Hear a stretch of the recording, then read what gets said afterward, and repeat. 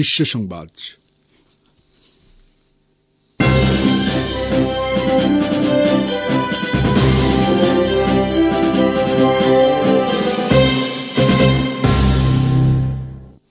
শুরুতে জানিয়ে দিচ্ছি সংবাদ শিরোনাম। হাসান নাসরুল্লাহর দাফন অনুষ্ঠানে উচ্চ পর্যায়ের প্রতিনিধি দল পাঠাবে ইরান, পররাষ্ট্র মন্ত্রণালয়ের ঘোষণা। লেবাননে ইসরায়েলি হামলায় হামাস কমান্ডারের শাহাদাত নিশ্চিত করল কাসসাম ব্রিগেড। ভারতের পানি আগ্রাসনের প্রতিবাদে তিস্তা অববাহিকায় বাংলাদেশের লাখো মানুষের পদযাত্রা। এবং ভারত সফরে কাতারের আমির, ইরান ভারত সমস্যার কারণ তৃতীয় পক্ষ, ইরানের পররাষ্ট্রমন্ত্রী আব্বাস আরাকচি।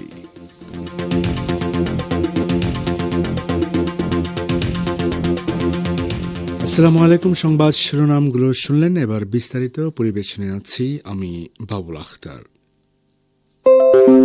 ইসলামী প্রজাতন্ত্র ইরানের পররাষ্ট্র মন্ত্রণালয় জানিয়েছে, লেবাননের ইসলামী প্রতিরোধ আন্দোলন হিজবুল্লাহর মহাসচিব সৈয়দ হাসান নাসরুল্লাহর দাফন অনুষ্ঠানে উচ্চ পর্যায়ের একটি প্রতিনিধি দল পাঠানো হবে।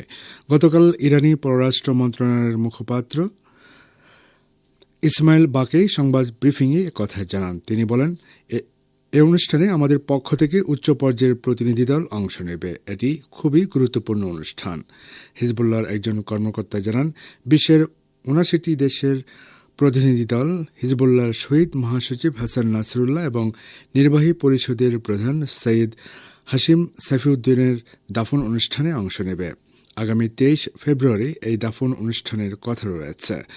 দাফন অনুষ্ঠান কমিটির সমন্বয়ক শেখ আলী দাহের জানিয়েছেন, ২৩ ফেব্রুয়ারির অনুষ্ঠান হবে মূলত বিশ্বের নিপীড়িত, নির্যাতিত ও উপনিবেশবাদ বিরোধী লড়াইয়ের নেতাদের স্মরণ অনুষ্ঠান। হিজবুল্লাহ মহাসচিব হাসান নাসরুল্লাহ গত ২৭ সেপ্টেম্বর ইহুদিবাদী ইসরায়েলের ভয়াবহ বোমা হামলায় শহীদ হন। এরপর অক্টোবর মাসে শহীদ হন সৈয়দ সাফিউদ্দিন। মার্কিন প্রেসিডেন্ট ডোনাল্ড ট্রাম্প গত সপ্তাহে হুমকি দিয়েছিলেন, গত ১৫ ফেব্রুয়ারি শনিবারের মধ্যে গাজা উপত্যকা থেকে সকল ইসরায়েলি পণবন্দীকে মুক্তি দেওয়া না হলে তিনি গাজায় হামলা চালাবেন। কিন্তু হামাস শনিবার মাত্র ৩ পণবন্দীকে মুক্তি দিয়েছে এবং এখনও বহু ইসরায়েলি বন্দী তাদের হাতে রয়ে গেছে। এ অবস্থায় ট্রাম্পের সেই হুমকি বাস্তবায়িত না হওয়ার বিষয়টি নিয়ে গণমাধ্যমে চুলচেরা বিশ্লেষণ চলছে। ট্রাম্প গত মঙ্গলবার হুমকি দিয়েছিলেন, সকল পণবন্দীকে মুক্তি দেওয়া না হলে তিনি গাজার সামনে জাহান্নামের দরজা খুলে দেবেন। কিন্তু ১৫ ফেব্রুয়ারি শনিবার হামাস কেবল পূর্ব নির্ধারিত ৩ ইসরায়েলি পণবন্দীকে মুক্তি দিল। পার্স টুডে জানাচ্ছে, ইরানের ফিলিস্তিন বিষয়ক বিশ্লেষক মোহাম্মদ মোহসেন ফায়েজি এ সম্পর্কে লিখেছেন, ট্রাম্পের সুস্পষ্ট হুমকি ও চূড়ান্ত সময়সীমা গণমাধ্যম কর্মীদের মধ্যে ব্যাপক কৌতূহল তৈরি করে। এমনকি অনেক একথা পর্যন্ত বলে বসেন যে হামাস যেহেতু একদিনে সকল পণবন্দীকে মুক্ত করবে না, তাই গাজা যুদ্ধবিরতি ভেঙে পড়ার এবং সেখানে নতুন করে যুদ্ধ শুরু হওয়ার আশঙ্কা তৈরি হয়েছে।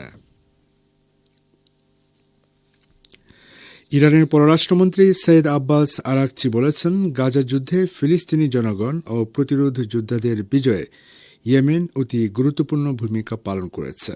তিনি আরও বলেছেন, হামাস বিজয়ী হয়েছে বলেই ইসরায়েল গাজায় যুদ্ধবিরতি মেনে নিতে বাধ্য হয়েছে। ভারত মহাসাগর বিষয়ক সম্মেলনে অংশগ্রহণ করতে ওমান সফররত আরাকচি গতকাল মাস্কাটে ইয়েমেনের হুথি আনসারুল্লাহ আন্দোলনের একটি প্রতিনিধি দলের সঙ্গে এক বৈঠকে এই মন্তব্য করেন। হুথি মুখপাত্র মোহাম্মদ আব্দুস সালাম ওই প্রতিনিধি দলে নেতৃত্ব দেন। গাজার উপর ইসরায়েলি ভয়াবহ আগ্রাসনের সময় ফিলিস্তিনের সমর্থনে ইয়েমেনের সরকার ও জনগণ যে সংহতি প্রদর্শন করেছে তাকে নজিরবিহীন বলে মন্তব্য করেন ইরানের পররাষ্ট্রমন্ত্রী।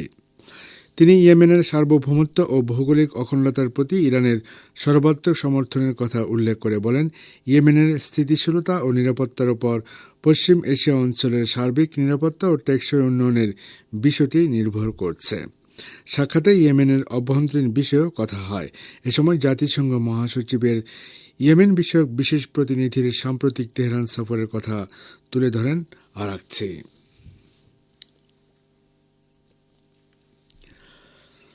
লেবাননের দক্ষিণাঞ্চলে ইহুদিবাদী বাহিনীর এক ড্রোন হামলায় নিজের একজন সিনিয়র কমান্ডারের শাহাদাতের বিষয়টি নিশ্চিত করেছে হামাসের সামরিক বাহিনী ইজ্জাদিন আল কাসাম ব্রিগেড। ওই ব্রিগেড গতকাল এক বিবৃতিতে জানিয়েছে, লেবাননের দক্ষিণাঞ্চলীয় ভূমধ্যসাগর উপকূলীয় শহর সিডনি এক বিমান হামলায় তাদের কমান্ডার মোহাম্মদ শাহিন শহীদ হয়েছে। বিবৃতিতে শাহিনের শাহাদাতে শোক প্রকাশ করে ইসরায়েল বিরোধী প্রতিরোধ সংগ্রামে তাঁর অসামান্য অবদান কৃতজ্ঞতার সঙ্গে স্মরণ করা হয়। এতে বলা হয়, 2023 সালের 7 অক্টোবর ইহুদিবাদী ইসরায়েলের বিরুদ্ধে আল-আকসা তুফান নামক যে আকস্মিক ও বিশাল অভিযান চালানো হয় তাতে মোহাম্মদ শাহিন গুরুত্বপূর্ণ ভূমিকা পালন করেন। সেই সঙ্গে বিগত 16 মাসের গাজা যুদ্ধেও তিনি বিভিন্নভাবে অংশগ্রহণ করেছেন। এর আগে গতকাল ইহুদিবাদী ইসরায়েলের সেনাবাহিনী ও গোয়েন্দা বাহিনী শিন বেত এক যৌথ বিবৃতিতে জানায়, তারা লেবাননে হামাসের অপারেশনস ডিপার্টমেন্টের প্রধান মোহাম্মদ শাহিনকে হত্যা করেছে। তারা দাবি করেছে, শাহিন লেবানন থেকে ইসরায়েলি অভিবাসীদের বিরুদ্ধে হামলা চালানোর পরিকল্পনা করছিলেন। শ্রোতা বন্ধুরা, আপনার বিশেষ সংবাদ শুনছেন রেডিও তেহরান থেকে, আর প্রচারিত হচ্ছে বাংলাদেশ ও ভারতে একযোগে।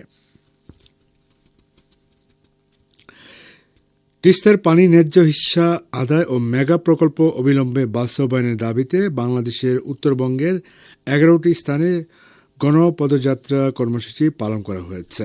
অংশ নিয়েছেন কুড়িগ্রাম, নীলফামারী, রংপুর, লালমনিরহাট ও গাইবান্ধা সহ উত্তরের সব জেলার মানুষ। আজ বেলা 11:15টার দিকে রংপুর কুড়িগ্রাম মহাসড়কের তিস্তা সড়ক সেতু থেকে এই কর্মসূচি শুরু হয়। তিস্তা নদী রক্ষা আন্দোলন কমিটির প্রধান সমন্বয়কারী ও বিএনপির রংপুর বিভাগীয় তিস্তা বাঁচানোর পদযাত্রার জনস্রোত সাংগঠনিক সম্পাদক আসাদুল হাবিব দুলুর নেতৃত্বে পদযাত্রায় দলের স্থানীয় নেতাকর্মী সহ কয়েক হাজার মানুষ অংশ নেন।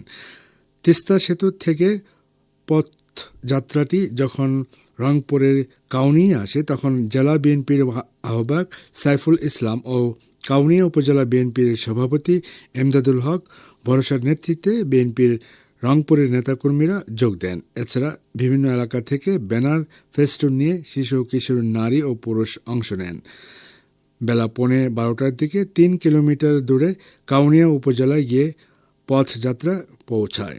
সেখান থেকে আবার তিস্তা সেতুর দিকে গিয়ে শেষ হয় এই পথযাত্রা।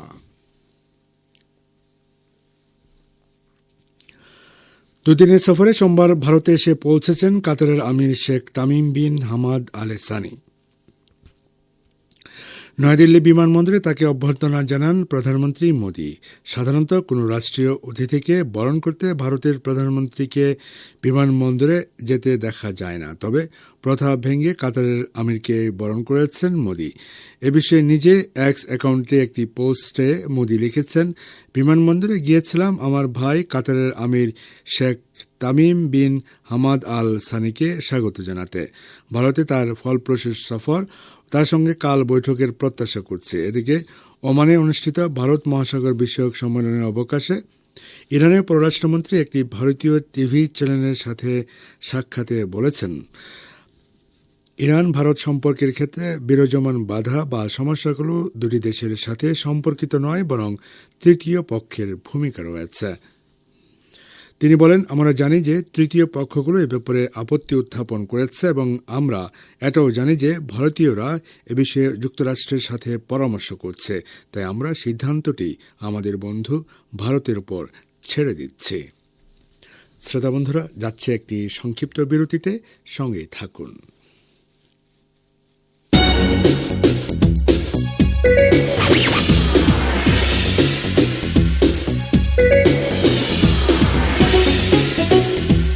রেডিও তেহরান খবরের সঙ্গে 24 ঘন্টা ভিজিট করুন আমাদের ওয়েবসাইট parstoday.ir/dn।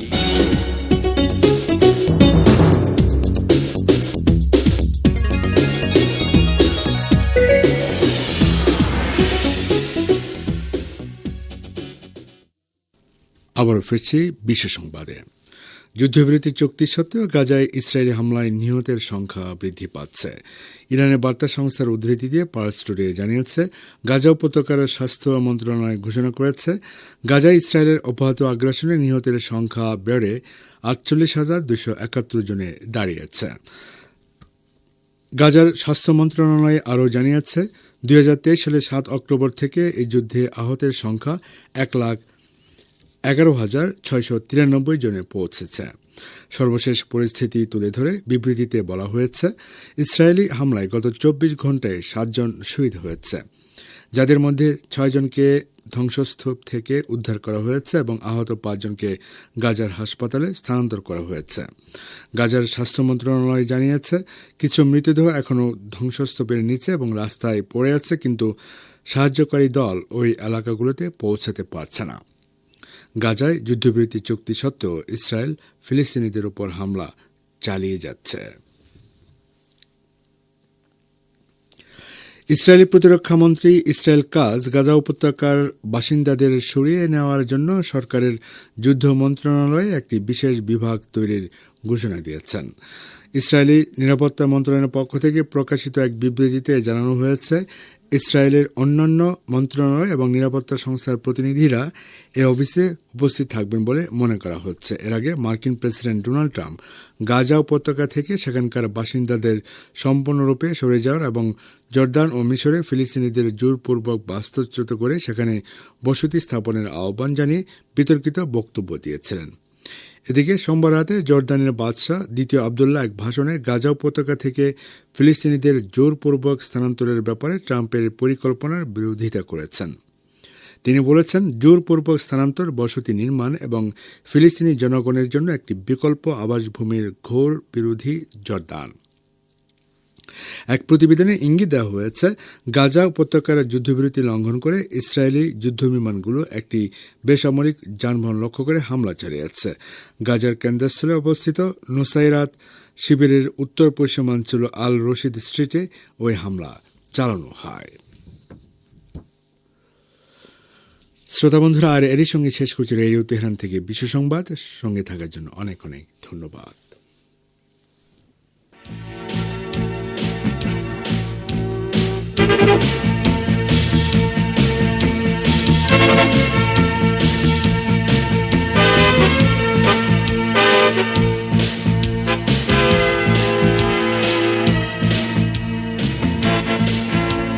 বিশ্ব সংবাদ শুনলেন। এবার আমন্ত্রণ জানাচ্ছি সংবাদ ভাষ্যের অনুষ্ঠান দৃষ্টিপাতে। মিউনিখ সম্মেলনের অবকাশে ইউক্রেনের প্রেসিডেন্ট ভ্লাদিমির জেলেনস্কি একথা ফাঁস করে দিয়েছেন যে সৌদি আরবে আসন্ন রুশ মার্কিন শীর্ষ সম্মেলনে ইউক্রেনকে আমন্ত্রণ জানানো হয়নি। এদিকে ইউক্রেন ইস্যুতে আমেরিকার সাথে ইউরোপের বিরোধ ক্রমে বাড়ছে বলে পর্যবেক্ষকরা মনে করছেন। এ সম্পর্কে এখন রয়েছে আমাদের ভাষ্যকারের একটি পর্যালোচনা, পড়ে শোনাচ্ছেন রেজওয়ান হোসেন। পুতিন ট্রাম্প সংলাপ এবং আমদানি করা পণ্যের উপর যুক্তরাষ্ট্রের শুল্ক আরোপ, এই দুটি প্রধান বিষয় মার্কিন যুক্তরাষ্ট্র এবং তার মিত্রদের মধ্যে তীব্র বিতর্ক তৈরি করেছে। মিউনিখ সম্মেলনের অবকাশে ইউক্রেনের প্রেসিডেন্ট ভ্লাদিমির জেলেনস্কি একথা ফাঁস করে দিয়ে বলেছেন, সৌদি আরবে আসন্ন রুশ মার্কিন শীর্ষ সম্মেলনে ইউক্রেনকে আমন্ত্রণ জানানো হয়নি। পার্স টুডে জানিয়েছে, ইউক্রেনের প্রেসিডেন্ট পরোক্ষভাবে ইউরোপকে একটি স্বাধীন সেনাবাহিনী তৈরি করতে উৎসাহিত করেছেন এবং মার্কিন প্রেসিডেন্টের কাছে বার্তা পাঠিয়েছেন যে কিয়েভের উপস্থিতি ছাড়া তিনি কোনো চুক্তি মেনে নেবেন না। মিউনিখ নিরাপত্তা সম্মেলনে জেলেনস্কি বলেন, আমেরিকা কখনোই আমাদের ন্যাটোতে যোগদানের বিষয়টি নিয়ে ভাবেনি, বরং তারা এই নিয়ে কেবলমাত্র লোক দেখানো কথাবার্তা বলেছে। তারা আসলে আমাদের ন্যাটোতে থাকতে দিতে চায়নি। এর আগে জার্মান প্রতিরক্ষামন্ত্রী বরিস পিটসোরিয়াস পরোক্ষভাবে ইউক্রেনের এই নীতিকে সমর্থন করে বলেছিলেন, যদি ইউরোপীয় ইউনিয়নকে ইউক্রেন বিষয়ক শান্তি আলোচনা থেকে বাদ দেওয়া হয় তাহলে ইউরোপ এবং মার্কিন যুক্তরাষ্ট্রের মধ্যে সম্পর্কের পরিবর্তন ঘটবে। ব্লুমবার্গ জানিয়েছে, ইউক্রেন যুদ্ধের অবসান নিয়ে আলোচনা করার জন্য এই মাসের শেষের দিকে দুই দেশের মধ্যে একটি শীর্ষ সম্মেলনের পথ তৈরি করতে আগামী সপ্তাহে সৌদি আরবে মার্কিন ও রাশিয়ার ঊর্ধ্বতন কর্মকর্তারা বৈঠক করবেন। এই প্রসঙ্গে ন্যাটো মহাসচিব মার্ক রুট মিউনিখে বার্ষিক নিরাপত্তা সম্মেলনে মার্কিন যুক্তরাষ্ট্রের পক্ষে অবস্থান নিয়ে বলেছেন, ইউক্রেন বিষয়ক শান্তি আলোচনায় ইউরোপীয়দের অংশগ্রহণ না থাকার বিষয়ে অভিযোগ উত্থাপন করা উচিত নয়, বরং এ বিষয়ে সুনির্দিষ্ট পরিকল্পনা পেশ করা উচিত। এদিকে মার্কিন যুক্তরাষ্ট্র এবং ব্রিটেন বিপরীত অবস্থান নিয়েছে। মার্কিন প্রতিরক্ষা সচিব পিট হেগসেটও ন্যাটো সদস্য রাষ্ট্র এবং মিত্রদের প্রতিরক্ষা মন্ত্রীদের বৈঠকে খোলাখুলিভাবে বলেছেন, ইউরোপ এবং ইউক্রেন আর মার্কিন যুক্তরাষ্ট্রের কাছে অগ্রাধিকার পাচ্ছে না। তিনি ন্যাটোতে ইউক্রেনের সদস্যপদ লাভের সম্ভাবনা প্রত্যাখ্যান করেন এবং বলেন যে ইউক্রেনের পক্ষে 2014 সালের সীমান্তে ফিরে যাওয়া সম্ভব নয়। তবে ব্রিটিশ প্রধানমন্ত্রী কেয়ার স্টারমার মার্কিন যুক্তরাষ্ট্রের বিপরীত অবস্থান গ্রহণ করেছেন। তিনি ইউক্রেনের নিরাপত্তা নিশ্চিত করতে সেদেশে সামরিক বাহিনী পাঠানোর জন্য ব্রিটেনের প্রস্তুতির কথা ঘোষণা করেছেন। অন্যদিকে মার্কিন সরকারের আমদানিকৃত পণ্যের উপর শুল্ক আরোপের ফলে দেশটির মিত্রদের কাছ থেকে প্রতিক্রিয়া দেখা দিয়েছে। মিউনিখ নিরাপত্তা সম্মেলনের অবকাশে চ্যান্সেলর ওলাফ শুলজ বলেছেন, ইউরোপীয় অর্থনীতির ক্ষতি করে এমন যেকোনো পদক্ষেপের প্রতি তীব্র প্রতিক্রিয়া জানাতে আমরা যথেষ্ট দৃঢ়। ট্রাম্প বলেছেন যে তিনি 12 মার্চ থেকে মার্কিন যুক্তরাষ্ট্রে ইস্পাত ও অ্যালুমিনিয়াম আমদানির উপর 25% শুল্ক আরোপ করবেন এবং এপ্রিল মাসে গাড়ির উপর নতুন শুল্ক আরোপের পরিকল্পনা করছেন। বৃহস্পতিবার তিনি তার প্রশাসনকে অসংখ্য বাণিজ্য অংশীদার দেশগুলোর উপর শুল্ক আরোপের পরিকল্পনা তৈরির নির্দেশ দিয়েছেন, যেটাকে বাণিজ্য ক্ষেত্রে তার অনেক বড় পদক্ষেপ বলে মনে করা হচ্ছে। শুক্রবার মার্কিন ভাইস প্রেসিডেন্টের ভাষণের পর মিউনিখ নিরাপত্তা সম্মেলনের সভাপতি ক্রিস্টোফ হিউসগেন তার সমাপনী বক্তৃতায় বলেন, আমাদের নৈতিক মূল্যবোধ আর যুক্তরাষ্ট্রের মতো নাও থাকতে পারে। শুক্রবার ইউরোপীয় নেতাদের উদ্দেশ্যে মার্কিন ভাইস প্রেসিডেন্ট বলেন যে তাদের সবচেয়ে বড় নিরাপত্তা হুমকি রাশিয়া বা চীনের সামরিক আগ্রাসন নয়, বরং সমস্যা হচ্ছে সেসব দেশের বাক স্বাধীনতার দমন, যার মধ্যে রয়েছে অতি ডানপন্থী দলগুলোকে সরকারে প্রবেশে বাধা দেওয়ার প্রচেষ্টা।